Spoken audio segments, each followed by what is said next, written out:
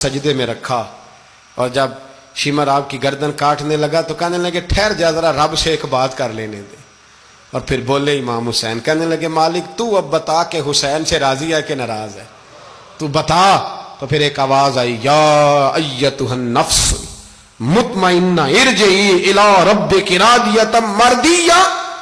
فرمایا نفس مطمئنہ واپس آ جا، تو اللہ سے راضی ہے، اللہ تجھ سے راضی. امام حسین وہاں شہید ہو گئے.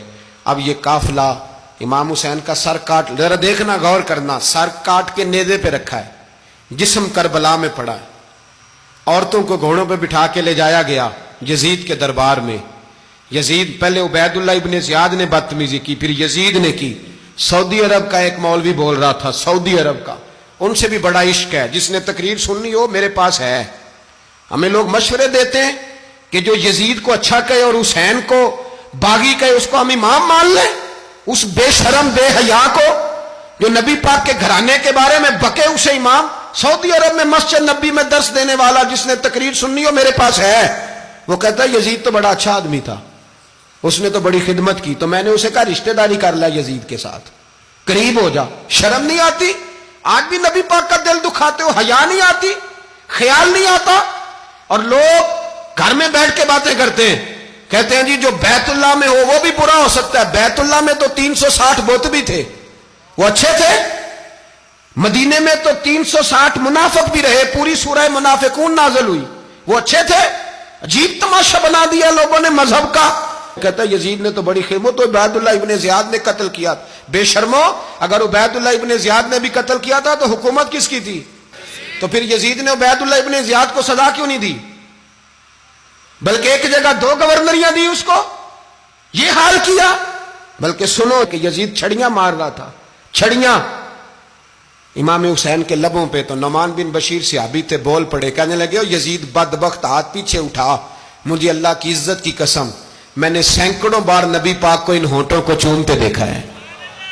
حضرت جناب زینب عورتوں کے مجمع میں پیچھے ہو کے بیٹھی ہیں. یزید کے پاس جب پہنچا لشکر تو یزید کہنے لگا دیکھو اللہ نے مجھے عزت دی اور میرے مخالفوں کا کیا حال ہوا. تو بی بی زینب بول پڑی، اتنے صدمے سہے پر آواز توانا ہے، جاندار ہے، جاندار. ہمارا کسی بندے سے جائیداد کا رٹا نہیں، ہم تو چاہتے ہیں امت اکٹھی ہو جائے. لیکن جو بندہ نبی پاک کی ماں کو دوزخی کہے، حضور کے باپ کو جہنمی کہے، یزید کو امیر المومنین کہے، اس کے ساتھ اتفاق رائے کر لیا جائے، یہ مذہب ہماری سمجھ میں نہیں آتا، بالکل نہیں آتا، قطعاً نہیں ہماری سمجھ میں آتا. کیسے اتحاد کر لیا جائے؟ یہاں تو میرے بھائی جو ہمارے ابا کا مخالف ہو اس سے اتحاد نہیں ہوتا، اور جو نبی پاک کے والد کو دوزخی کہے اس سے اتحاد ہو جائے.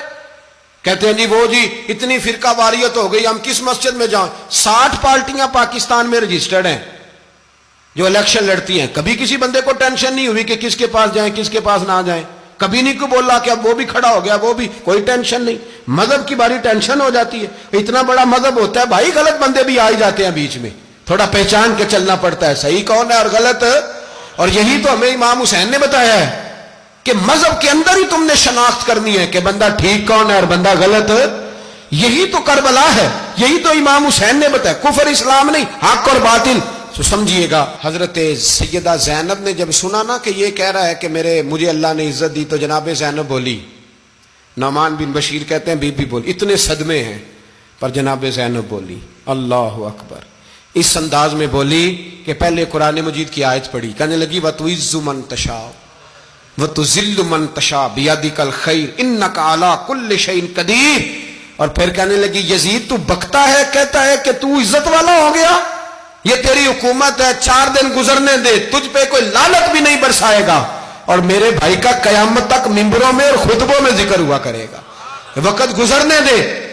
جب جناب بی بی زینب بول رہی تھی تو حضور کے ایک نابینا صحابی پاس بیٹھے تھے. جناب نعمان بن بشیر کا ہاتھ ہلایا، ہلا کے کہنے لگے کیا علی آ گئے؟